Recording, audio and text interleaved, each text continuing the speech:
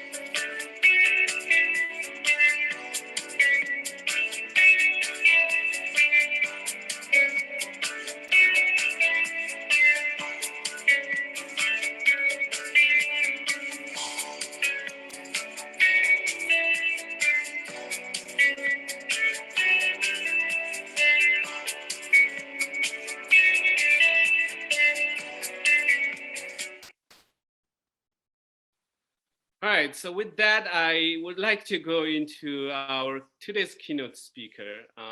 I was so phenomenal to announce and welcome today's our keynote speaker, Carole, who is a co-founder at Leaders in Tech, one of the popular workshop and the session Carole has been running for a number of years. And Carole is also formerly Dorothy JK lecturer and director of Arbuckle Leadership Fellow Program at Stanford Graduate School of Business. So with that, welcome, Carole. Thank you, Hira. Thank you. So before we start, I want to say that I'm so grateful that Hira had a little bit of an introduction because I just literally ran 2.5 miles through the city of San Francisco to try to get here on time because I was stuck in horrendous traffic. So if you saw me waving some paper, it's because I am bathed in sweat. And one of the things that I have always taught is the power of authenticity. So there it is. Today is my 36th wedding anniversary. My husband, planned this beautiful lunch for us. We were across town and had no idea it was going to be absolute gridlock when I was trying to get back here for this. So I'm delighted to be here. So let me start by asking you all this. Why should anybody follow you? For 30 years, more than 30 years, I've taught leadership and I've coached executives, and that is the question I have always invited them to sit in. Not, let's look at why some people followed Steve Jobs or do follow Sheryl Sandberg or Elon Musk or why they don't. That's one way to learn about leadership, but you're not Sheryl or Elon or Steve. So in my opinion, a far better and more productive question to ask you is, why would anyone want to follow you at this juncture of your journey? I encourage you to sit in that question. It's a much trickier question because the answer varies from one person to another. It's highly dependent on the context. I might follow you in one situation and not in another. It's impossible to reduce it to 3 simple steps, just do these things.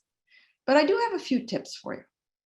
In all the work that I have done with executives and startup founders and venture capitalists for decades, if there's one thing I know, it's that no matter how great your idea is, how fabulous your product market fit is, how solid your strategy is, and your plan, if you don't pay enough attention to the people part of your business as you're growing it, you are unlikely to build something sustainable. Unless you get really lucky and the stars happen to just line up right for you. Not the way to bet. So if you've decided to start up a company, you undoubtedly have a lot of passion for something you want to bring to the world. And I don't think you can get there unless you learn how to bring other people along with you. As my co-author David Bradford and I noted in the talk we did for all of LEAD and Lead Me to We in March, people do business with people. And yet I have seen many an entrepreneur forget that time and time again as they get caught up in certainly a lot of the other things that are important to make a startup go. That's the reason I co-founded Leaders in Tech, also known as LIT. And one of the reasons David and I wrote Connect, both of which are based on the Stanford GSB Interpersonal Dynamics course that many of you might have heard about. It's often better known as touchy-feely. So it turns out that interpersonal skills and competencies are a determinant of both professional and personal success. That is how you build strong, functional relationships in which you can both feel more known, be honest and tell each other the truth, give each other feedback and resolve conflicts productively, help each other learn and grow. Learning these skills helps you build deeper, more meaningful relationships at a time when you're likely to need to do that the most. Sadly, most of the founder CEOs that I've worked with end up feeling trapped by an image they have spun, and they believe that they need to continue to present that to the world. As a result, they feel isolated and lonely and less satisfied in their work and utterly emotionally depleted. If I had $1 for every time I have heard a founder talk about how he or she is crushing it, only to learn that just under the surface, they have nobody who they can share their worries with or ask for help, I'd be a very, very wealthy woman. So that phenomenon is one of the reasons I think Lit has been so successful. Beyond learning touchy-feely skills, founders in our programs find themselves with other founders in a setting that feels safe enough to more openly share what's really going on for them. And not only is that normalizing, oh, wow, you feel that too? What a relief. I hear that all the time. But they also learn that in being willing to be more open and disclosing, they're seen by their peers as stronger and courageous, when what they had feared was that they would be seen as weak. And of course, they feel far more connected to each other. They also get to explore that gnarly question with which I started. Imagine being in a group of peers where you could find which of them would follow you and which of them wouldn't, and why. All in service of your and each other's learning. Lit participants learn how to be more authentic and vulnerable while remaining credible and powerful. They learn how to engage in true curiosity and suspend judgment, confront others in ways that strengthen versus weaken relationships, use emotions to connect and inspire. They learn a lot about themselves along the way. And in addition, they learn how to build deeper and more functional relationships, especially with people that are different than them, because that's a lot harder than people that are than building a relationship with somebody who's just like you. You might have noticed that I use the word learn a lot. Well, that's because, not just because I'm a teacher, but I truly believe that good leaders are good learners. And when they invest in the lessons I'm talking about, they develop much stronger and more robust relationships with investors, with their board, with their employees, as well as the people outside of work that are supporting them on their startup journeys, such as their SOs or spouses or close friends or family. Now, I hear some of you asking, so how in the heck do you do all that? It starts with assessing your interpersonal strengths and your areas to work on. And all of Lit programs include an assessment for yourself and for you to give others that participants complete ahead of time. And our book website, David's and my book website, has a free downloadable PDF of an assessment. Lit uses T groups, which are also the cornerstone of touchy-feely. Some of you may know that already, as the main mode of learning. T groups, for those of you who don't know, are professionally facilitated 12-person learning laboratories in which participants discover what makes them more and less effective when interacting with other people. They learn through experience what it is that they do that creates trust and erodes it, what brings people closer to them and what distances them, what builds influence. That said, explaining a T group to someone who's never been in one is like explaining skiing to someone who's never seen snow. I mention it only to underscore that 4 decades of experience with GSB students and executives in exec ed tell us this works. To learn more about Lit programs, I invite you to visit leadersintech.org. I'll also add that another way to acquire the lessons of touchy-feely is by reading David's and my book, in which we deliver the experience of the course to a reader 1 chapter at a time. Now, in the absence of a T group, every chapter has a deepen your learning section because we don't believe you can become more interpersonally competent by just reading about it. You'll actually have to go do something. You'll have to go interact with other people and use what you've read and learned in the book. And then additionally, reflect on what you learned in the doing, as we suggest at the end of every chapter. To learn more about our book, which is called Connect, Building Exceptional Relationships with Family, Friends, and Colleagues, visit our website, which is connectandrelate.com. And I just want to close by saying there aren't 5 easy steps to building strong relationships or becoming a better leader. Everything I'm talking about is hard work. And thousands of GSBers for many decades have told us over and over again, it is so worth it. And never more important than when you're setting initial conditions as you start up a new organization. Thanks. Thank you, Carole. So grateful for having your Keynote with us. And also thank you for sending me the signed copy of your Connect book. It's wonderful to go through each chapter, and I also highly recommend everyone to get the copy of it.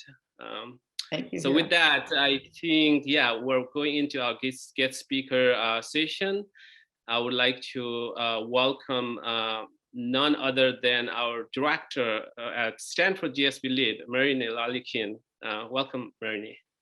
Thanks so much, Hira. Hi, everyone. I'm so excited for the PitchFest today. And actually, as I was logging in, I was thinking back, and it's so hard to believe that the second cohort of LISA is completing the program already. It's been almost 1 year since we first connected with the LISA team on this idea that they had to put together a program that would connect the entrepreneurs within LEAD to one another, to a curricular guide, to programming that would help them move their ideas and their ventures forward. And it's pretty incredible to see how far the program has come, how it's blossomed, how it's grown to include MSFs as well, and really serves our entrepreneurship community so well by leveraging what this community does best, which is really just to empower one another by offering all of your experience, expertise, and your support. And so I just want to take a moment and acknowledge the hard work and the dedication that the founding team has put into LISA over the past year, and they're continuing to drive this forward, continuously developing and enhancing the programming. And I hope that all of you, the founding team, as you listen to the pitches today, that you're inspired and really encouraged by the great work that you're doing. And so if we can just take a moment and thank the founding team for all that they've put into this. And to everybody who's pitching today, I've heard a little bit about some of the great things that you're working on. I know that you've been working really hard since January in this cohort to get to this point, and some of you far before January on some of your ideas and ventures. And so I'm really excited and looking forward to hearing more about the things that you're working on. So thanks for hosting this, and really glad to be here. Thank you, Marineh. Up here next, we have as our guest speaker, Singari Seshadri, head of Stanford Venture Studio. Welcome, Singari. Thank you, Hira, and thank you for the LISA team for having me. I want to echo what Marineh said, that it's just amazing to see how far the LISA team has come. This time last year, I know Davina and I were like in the thick of trying to get Stanford Rebuild going, and we were in the thick of conversations with the LISA team of how LISA would work with Rebuild, and that was the first cohort and the first pilot of LISA. And so it's just amazing to see how you yourselves as a startup have managed to prototype this, MVP this, and are out there. And I think you can say you might have reached product market fit. So but I'll let you decide that. But it's really amazing. So congratulations to the LISA team. But then also congratulations to Cohort 2, and kudos for all of the hard work that you've put in. I've been following the structure that the LISA team has been putting you through, and it's a lot of work. And so hopefully you got a ton of value out of it, but great job in just putting the work in. And I just want to say that I think of entrepreneurship as really a journey. Sometimes the road is smooth, but there's usually like lots of bumps in the road. But all of you have embarked on that journey. So just focus on just the accomplishment of taking that first step and taking that leap. I hope that all of you reach the outcomes that you're hoping for, but even if things don't pan out, just know that you're already winners just by being here, showing up today, and taking that first step into entrepreneurship. And you've built a muscle and a mindset that you can use in whatever you do. So congrats again, and I'm really excited to hear all the pitches. Thank you, Singari. Up here next with Davina Drabkin, General Manager at Stanford Embark, and who is also our phenomenal supporter as a mentor to a number of our showcases in the past. Welcome, Davina. Hira, thank you. I want to spend a moment. Can you all hear me? Yeah, okay, still there. Thank you very much. Talking to you about something that I learned when we were doing our due diligence, going out and interviewing entrepreneurs and those in the entrepreneurial ecosystem years ago now, when we were developing Stanford Embark.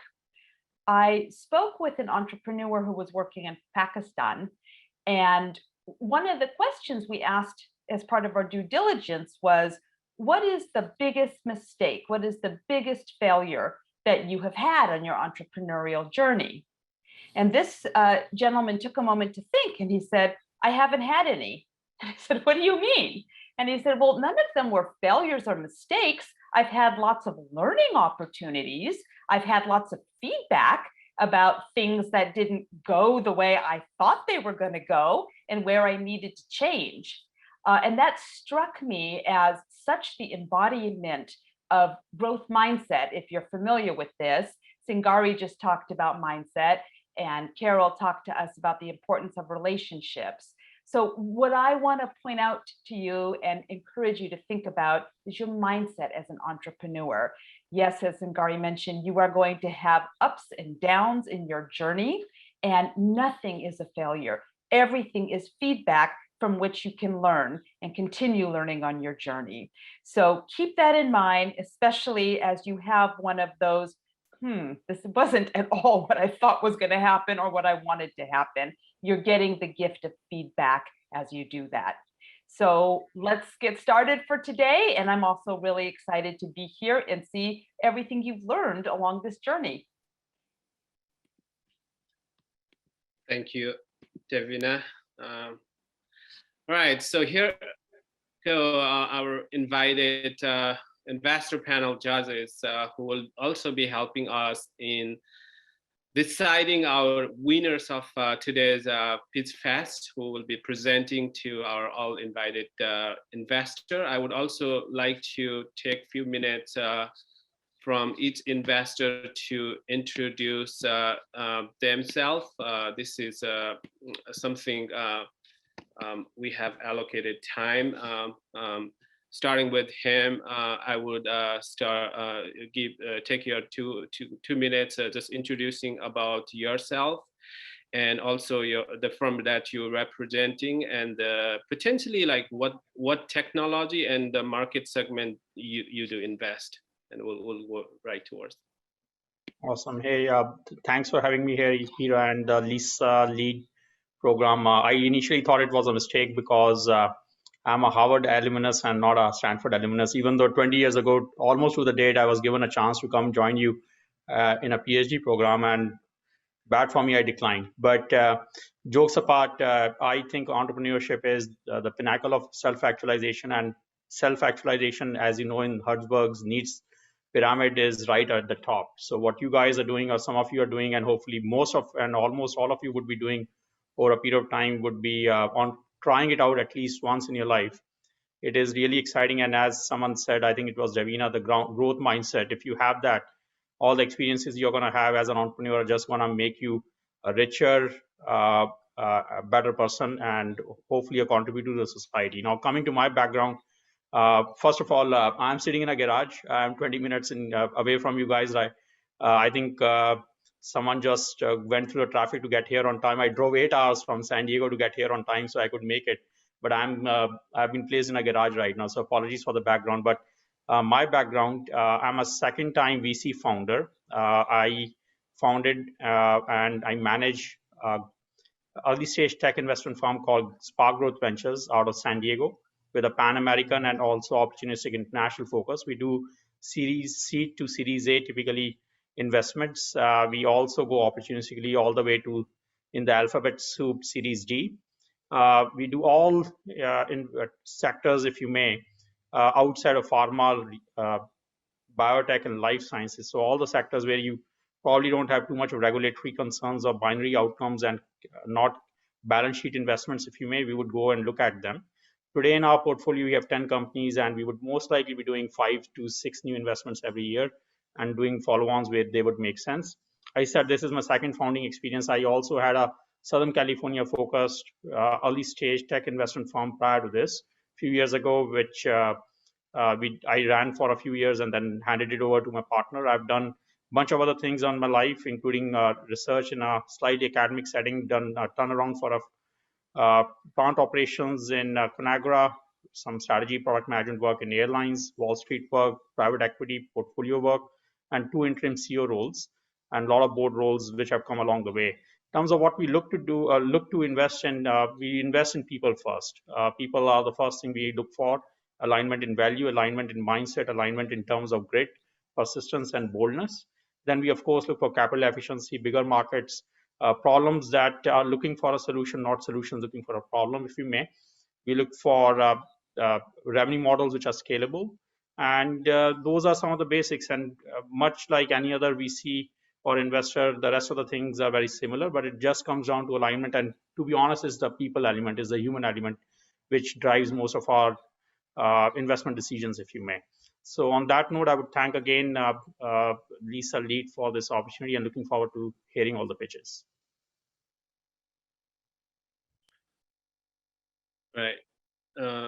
Manny Fernandez, co-founder and CEO at Dreamfunded.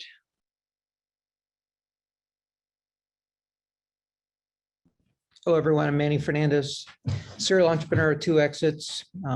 Became an angel investor, founder of SF Angels Group with a mentor of mine that was an early investor at Google and PayPal. Founded Dreamfunded Capital. Initially started off as an equity crowdfunding site. Then we had a division that was acquired. Now we're just a traditional venture firm. Our checks are quite smaller, so the range of 50 to 100,000. My expertise is focusing on real estate related companies. But in a broader sense, we focus on internet software. I'm looking forward to reaching out and hearing the presentations. Thank you. Thank you, Manny. Next one, Raphael. Thanks, Hira, for inviting me. So I started off at 21, my first company. I'm a portfolio entrepreneur and also an angel investor. I'm now at number 11 for the moment. And so I'm looking for, motivated, passionate people trying to solve problems. My passion is all about multi-sided platforms and specifically in growing niche markets in the pre-seed and seed stage. So I think a quite good fit with members who are now at MVP stage or a little bit later. One of the latest ventures is Dorothy.com, and I think it's very, very interesting also to look at it for the pitches in order to have another way of presenting. It's kind of drawing things without having you to draw anything. So thanks again for having me, and looking forward to hear all candidates. Thank you. Brittany Walker. Hey everyone, it's great to be here today. Sorry, my camera is a little wonky. I'm an investor with CRV. It's an institutional early stage fund, $600 million, based out of the Bay Area with an office on the East Coast in Boston as well. Focused on enterprise SaaS largely, as well as some enterprise fintech and healthcare. Do primarily seed stage investments, although some A and some B as well. Mostly geographically focused in the United States with some exposure to Europe and Israel. Really excited to see everyone's pitches today, and unfortunately not a Stanford alum myself. I'm a Quaker, I suppose, recent Wharton graduate from a couple years ago, but still really excited to see everyone's pitches. Thank you. Next, Carly Wentz. Yeah, hi, thanks, great to be here as well. So I am an investor with B Capital Group. B Capital was founded about 6 years ago now in partnership with BCG. So we're institutional venture, but have a close partnership with Boston Consulting Group, work out of their offices, and more importantly, have great relationships with their partners who are really valuable for our portfolio companies in industry expertise and also relationships with pretty much every enterprise globally. Fully global fund. We have offices in LA, New York, SF, Singapore, India, and China. I'd say half the team is in the US, the other half is overseas. And invest from seed all the way through pre-IPO across 3 different funds. I actually sit in our growth fund, so focus on Series B through D rounds. So be sure to stay in touch as you continue to scale. But have close relationships with the early stage fund as well, focused on all B2B tech. I specifically cover enterprise software. And I am a GSB alum. I graduated a year ago. And so not too long ago, I was somewhat in these shoes, starting a company at the GSB, which was a peer-to-peer event apparel startup, which is, as you can imagine, tough timing in COVID to be sharing dresses. But I'm really excited to hear the pitches today and hope I can be a resource going forward. All right, thank you all invited investor judges. We're actually now moving into the important segment of our today's PitchFest, which is the main PitchFest, and I would like to hand over this to Deepti and Edward, who will be moderating all the pitch presenters session, and then we will be taking into this breakout room for the decision-making process and come back to announce the winners later. Go ahead, Deepti and Edward. I'll just do it.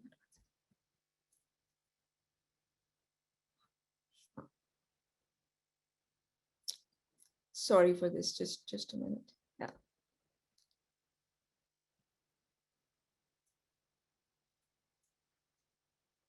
All right, guys.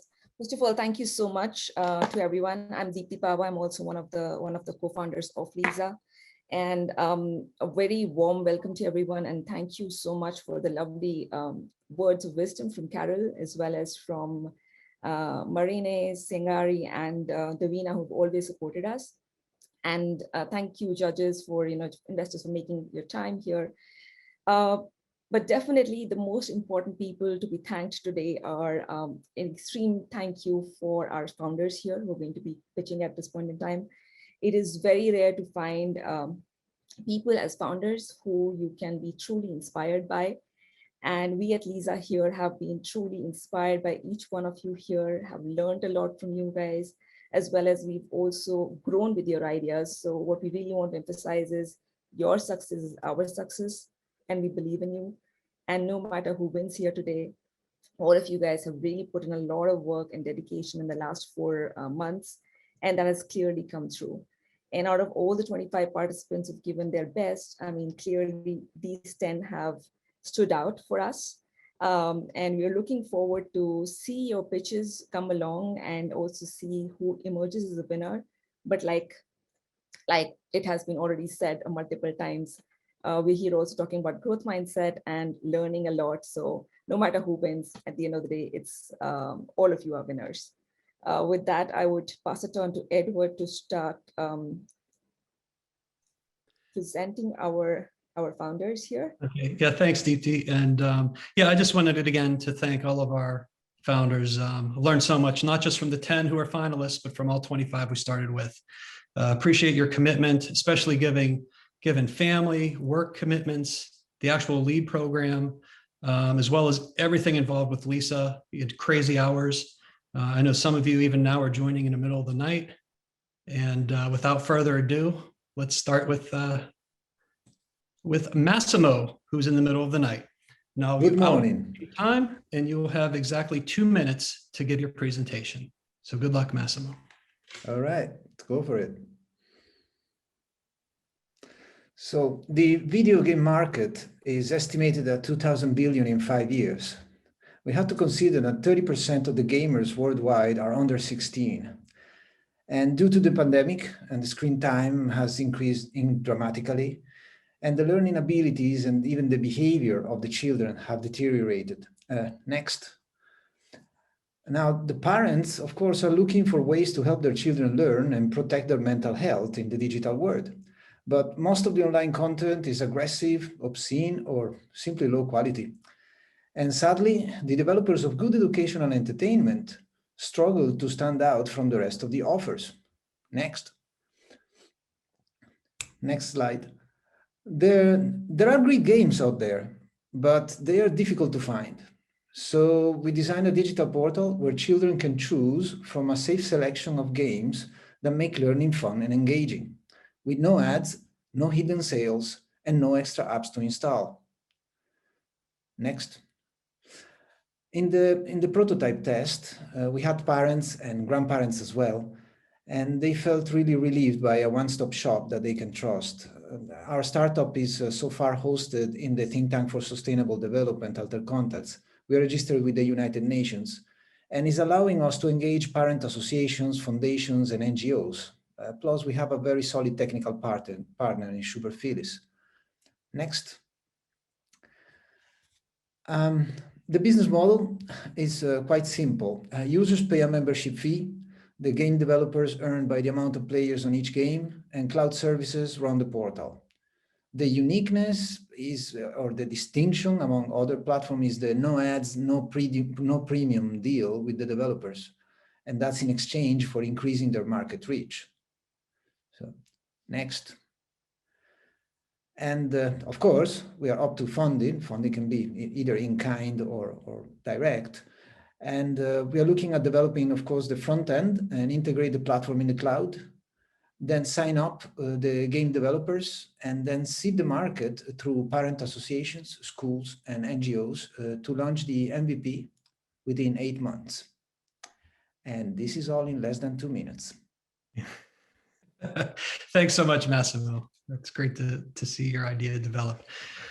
So next, we've got EKGInsights with Michael Presley and his team.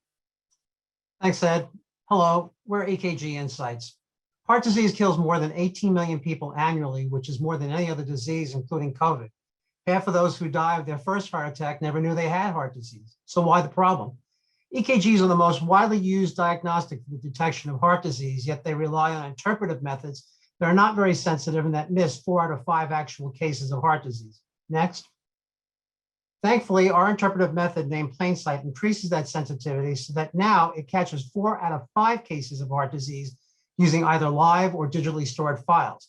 It's a patented software algorithm that captures and analyzes EKG signals, turning those wavelets into a 3D image of the heart, along with a numerical score that can demonstrate both the presence and severity of heart disease. It's non-invasive, and it takes only 30 seconds using any EKG machine and using only the arms and legs, so you don't even have to remove your clothes. Next. PlainSight can be used to assess premium risk for the world's 4.9 billion insurers to determine heart health, especially now after COVID.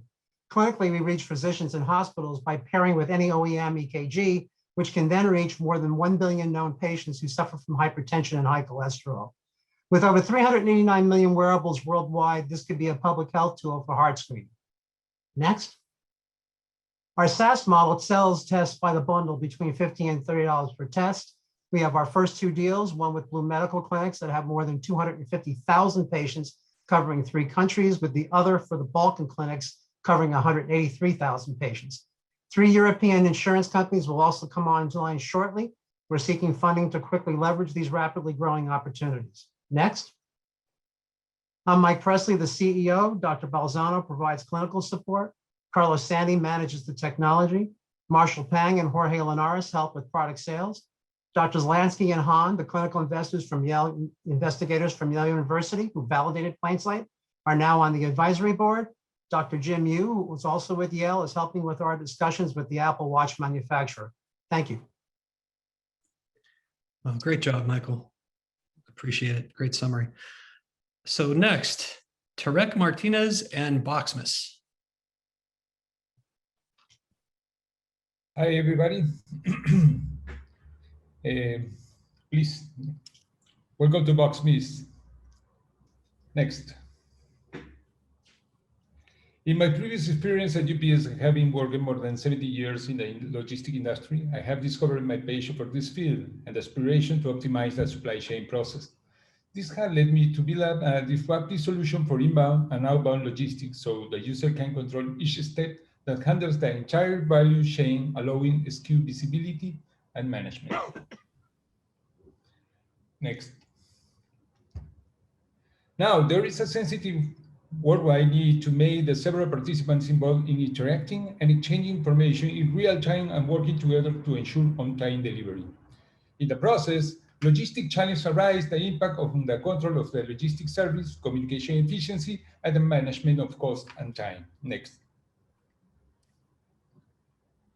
So to face this challenge, we introduced Boxmis, a powerful logistic platform that will revolutionize how our customers manage, interact, and exchange information at every step of the logistic process from international cargo to delivery. Our value creation model is sustained by operational excellence, increasing the performance, efficiency, and reliability of small, medium-sized logistic operators, and offering transparency, total control, and real-time quality information to importers and exporters. Next.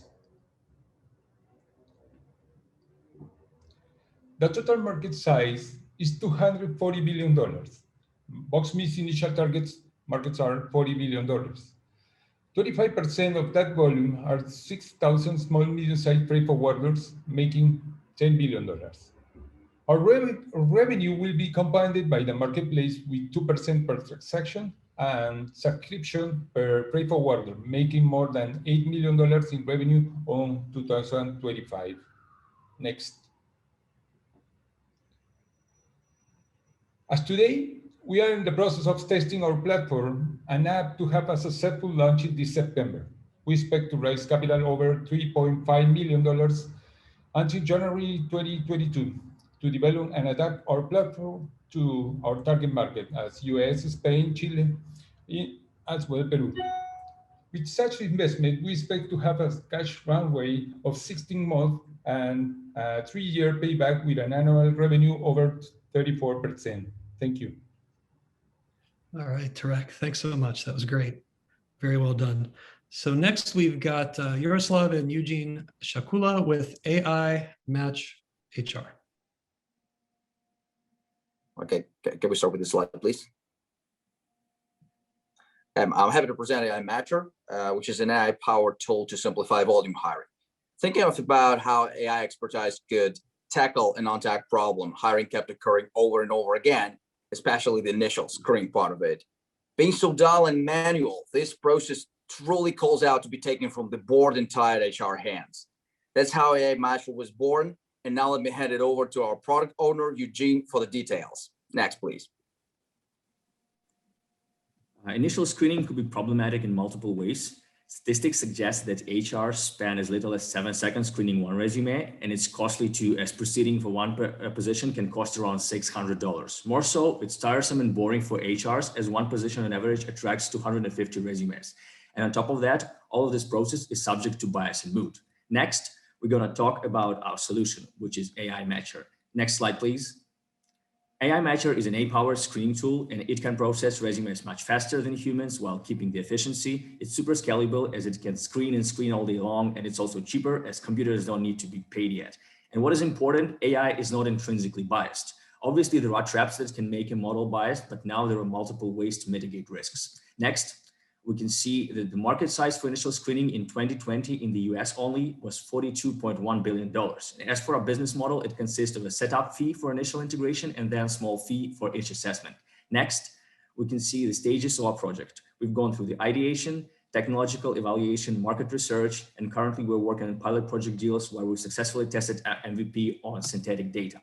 Next, we go to our team, which consists of me, Eugene, and I play a role of product manager here as I have project and product management background, including AI area. Yaroslav, founder, who has a big entrepreneurial background and who is currently the managing partner of Inga Tech, which is a company developing AI ML solutions and which is responsible for all the AI magic behind our product. That's it for today. Thank you. All right, thank you, gentlemen. That was some great energy for 4 a.m. Really appreciate it. Fifth on the list is Amicus with Faraz Alam Sagar. Hello, everyone. My name is Faraz, and I'm the co-founder of Amicus. Let's assume you're one of the 100 million who are involved in a legal case filed in the US every year, and you want to hire the best attorney in the world. How do you find him? Do you Google him? Do you ask your friends? Do you ask dodgy cousin Joe? But in the end, you're just hoping that you got your choice right because there's no actionable data available to you to make sure that you did. That's why people either love their attorneys or want to kill them at the same time. Next. Amicus helps you make an informed choice as to which attorney to hire based on his or her strike rate. And it can tell you your chances of winning a case based on the judge's past decisions. So trust in God, but rely on Amicus for your legal strategy. Next. As attorneys with over 2 decades of international experience, we got together an awesome bunch of data scientists and decided to create Amicus. Next. So we wanted to give you an example of what Amicus can do. This is the Amicus dashboard, and on the right is the Amicus pie chart. It doesn't matter what anyone tells you. If you filed a case in the California Court of Appeals, Amicus can tell you that you have 1 in 10 chances of success. Amicus does this without any manual input. It uses machine learning and NLP to identify and review that data. Next. We intend to take Amicus to individual users, law firms, and corporations. We plan to have a subscription and a pay-per-use model, and we plan to launch Amicus within a year. We want to play in the $437 billion legal services market. Next. So to conclude, we are looking for funding, mentorship, and partnership. We want you on board. We're looking to raise 3 million and are in the process of raising 1 million by July. Thank you. Oh, great job for us. Thank you so much. So next, we've got Sarah's Foods. Dave. Hi. Good morning, everyone. Can I have my slides? Hi. Good morning, everyone. I'm Dave, the founder of Ceres. Next. I want to introduce you to my client, Khalid. Khalid runs the largest institutional catering company in Saudi Arabia. Khalid's company serves food to over 400,000 people a day. Khalid runs a well-established old school business, typically averse to innovation. He wants to expand to other countries. Khalid's clients are typically large oil and gas companies who are very, very demanding. He's also dependent on skilled immigrant workforce to run his operations. His business is currently under threat as COVID has driven away his primary asset, which is his workforce. Next. Our customer-centric model helps Khalid de-skill his operations. Our customized product solution helps in optimizing inventory, enabling one cook to execute multiple cuisines, leads to huge cost savings due to reduction in wastage and utilities, thereby reducing the carbon footprints. Ultimately, we can deliver our standardized, consistent quality and taste across multiple locations for Khalid. Next, please. We believe it's high time that food businesses innovate. We have multiple use cases for our solution, but currently we are focused on 2 verticals. Cloud kitchens or app-based delivery-only kitchens are growing exponentially worldwide. We see a $100 billion opportunity to work with multiple companies globally to set this up. We are already executing this, the largest chain of cloud kitchens in Sri Lanka and shortly starting in Oman. Institutional catering companies like Khalid is a huge untapped opportunity. We want to be an OEM partner to large food businesses. We have started work in Oman and having multiple discussions with global players such as Sodexo. We believe COVID is our opportunity to scale. Next. We started in 2014, ran 45 cloud kitchens. In 2019, we decided to pivot to B2B. We have raised $700,000 till date and currently looking to raise 5 million. We have a strong team with over 100 years of collective experience. We believe we can scale up to a 40 million revenue if we raise the capital now. Thank you. And thank you. That was great, Dave. Happy to be here. Can I have my slides? Next slide, please. When employees feel disengaged, they either decide to just trudge along or they quit. Next slide. Imagine for a second your phone with a Face ID that's not recognizing you. How frustrated would you feel? Folks, our basic needs have changed. We now have a need to create a better world for ourselves, to be recognized, to be socially connected. but busy managers don't have the time to stay on top of this and be adaptive to the motivation of work that is changing now. Next slide, please. Introducing Agile Mindsets recognition platform for engagement. Next. With a recognition trigger and an employee profile, we create a unique recognition that is sent to the employee and feedback is collected for further analysis and learning. Next. Unlike other companies in this space, which are our competitors, what makes us special is that we focus on the recognition aspects of it. Recognition that engages the employees, it inspires and grows them further in their career to do even better, as well as socially connects them and rewards them. It's based on industry research and motivation, agile methodology, as well as data analytics and ML. Next slide, please. As you can tell, investing in employee engagement is a win-win. Companies does better, builds a great employer brand, attracts great talent, which feeds back into the success of the company. Next slide, please. The profit model is a freemium model, and the market, the SAM, is SMBs with $280 million, which is only growing because of the increasing digitization that's been happening in the last year. Next slide, please. Finally, our mission is to enable employees to lead happier and healthier lives by letting them and enabling them to do their life's best work. We're seeking advisors and seed money, and we have one pilot customer, and we're refining the definition of the MVP with them. Next slide, please. Join us. Very nice, Priya. Thank you so much. It's been great to see your idea evolve to this point. Number 9, Propel. Claudia and Vijay, please proceed. Next. Yeah. Next. Yeah, next. Our pursuit of social equity brought us together at Stanford. Today, we're bringing together talent to scale education solutions for underserved children. I have been a social fighter all my life and have witnessed how change is possible when you collaborate and contribute to the same goal. Growing up in rural India, Vijay saw the power of access to education firsthand and has always been a connector of resources to those in need. Next. 50 years ago, Asian countries had worse educational levels than Latin American. And today, their high school graduation rates are double ours. Sadly, we're at the bottom of education rankings worldwide. There are millions of change makers solving this problem, but they lack the funding, digital and business resources, and network to scale. Next. At Propel, we're building a community of education change makers connected by technology and fueled by knowledge. By integrating resources and adopting a data-driven approach, we will increase awareness, access to funding, and partnerships, eventually leading to better education outcomes. Our business model is simple. Next slide, please. We fundraise, we find pro bono partners and mentors, and with these inputs, we select change makers who go through a fellowship program where we help them build capacities for them and their organizations by connecting them with the resources. And as our community grows, we consolidate data and measure impact for better allocation of resources, eventually reaching network and scale effects for several organizations. This way, we maximize the impact for both the change makers and the social investors. Next.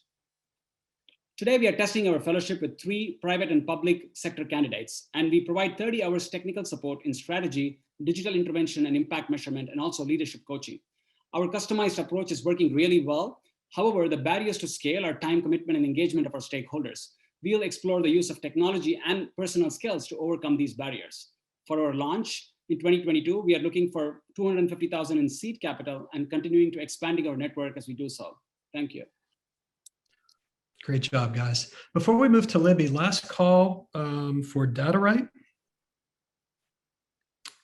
Okay, well, and then there were 9. So Libby, if you're going to share your slides, I believe, as a last minute change. Okay. You may be on mute.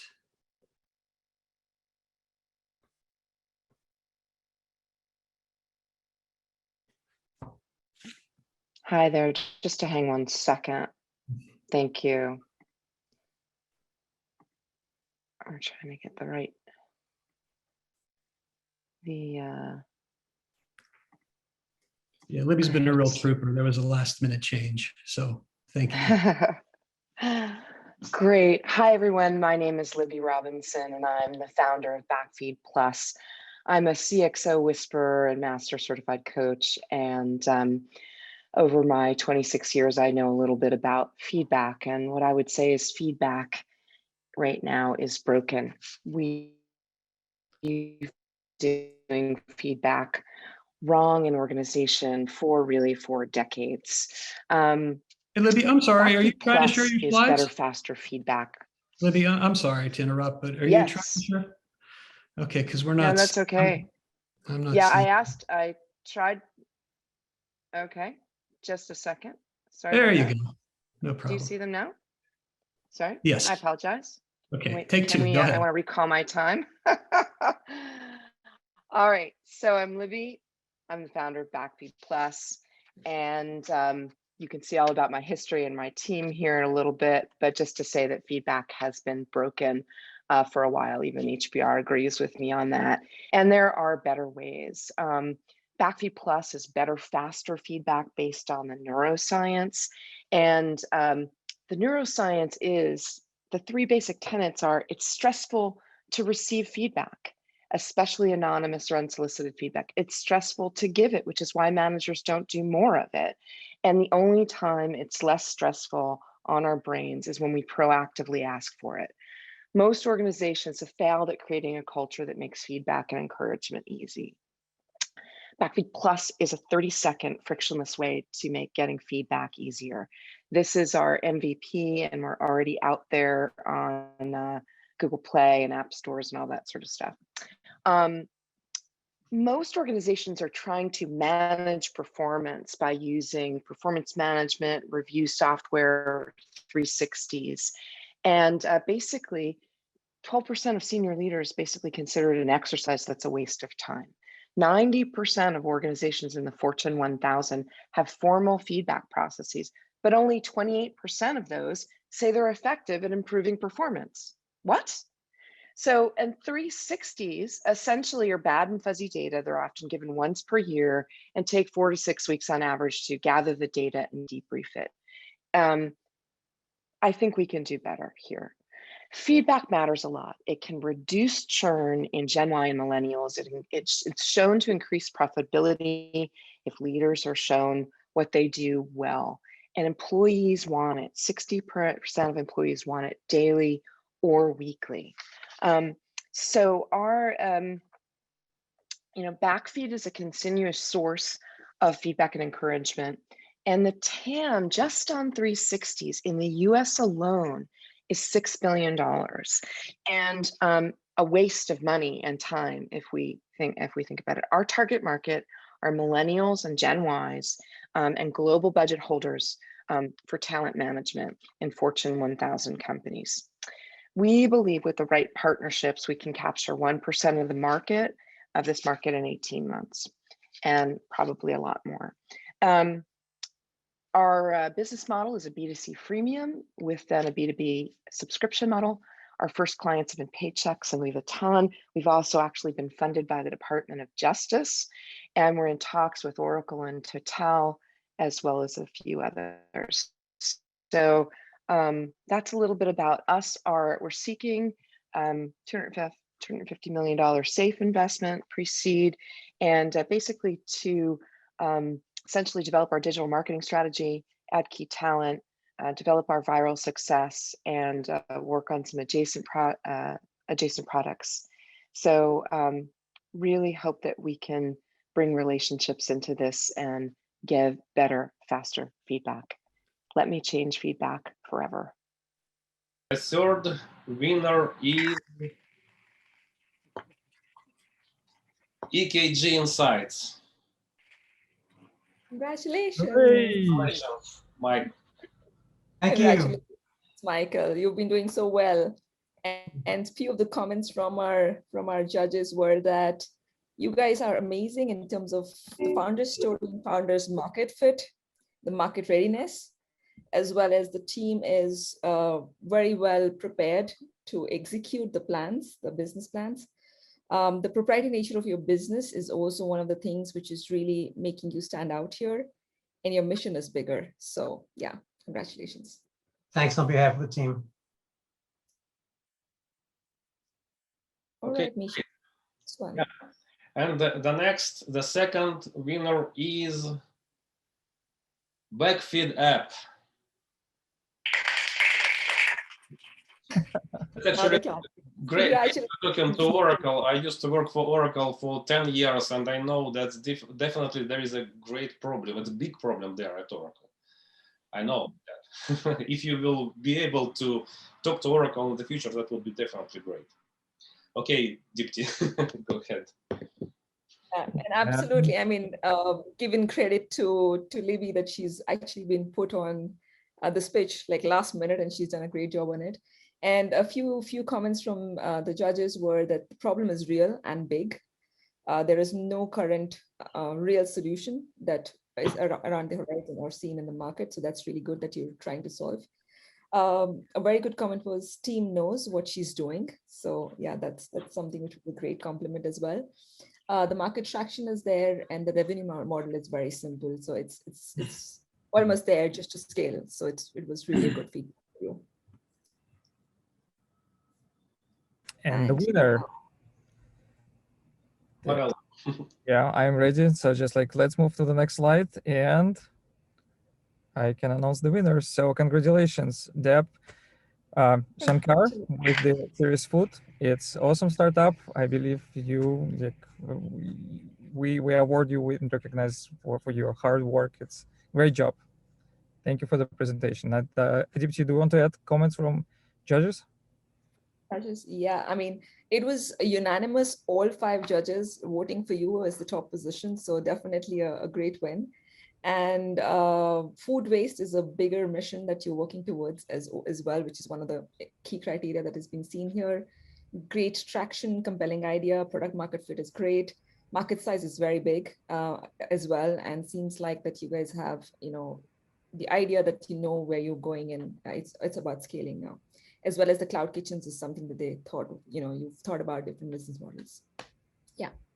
Congratulations. Thank you so much. I'm going to convey to the team. Thank you very much. All right, Kira, you want to come in? Yeah. All right. So let's take the closing note, right? I want to thank you and congratulate all the winners. Of course, looking at the diversification of the founder's story, the size of the impact that's going to make in next couple of years from now, right? Whether you call it a food industry, health tech, or even the corporate focused solution. I'm so thrilled to see all these companies now going to bring impact to the billions of people around the world, and also all the participants who could not make to the winner list. It doesn't mean that you are not on that in route to make those kind of the brilliant impact in the world. So this is just starting off your journey, and we look forward to help you in every stages of your product development, scaling your venture into the next level. And Lisa is always as your participatory journey partner as we took this 4.5 months working directly with you. And I would like to thank you again, all the participants and our core members who have helped on getting this program concluded, and also our guest speakers, keynote speakers, and more importantly, the invited, our guest, the investor panel judges who helped us getting to this, the one of the hardest jobs to decide. And then thank you again, all of you. And Stanford lead program and community all together, and the rest of the people joining from all over the world. And this has been such a thrilling experience for all of us. And we're excited to share the rest of the stories in the form of through the blogs and all the blasts we normally do to tell you the more story as our founders make the incremental, this track record in the form of like signing off their paid customer, or growing the number of the revenue year over year. So thank you again, and have a wonderful rest of the time wherever you are dialing from the rest of the world today. Thank you all, and see you soon again.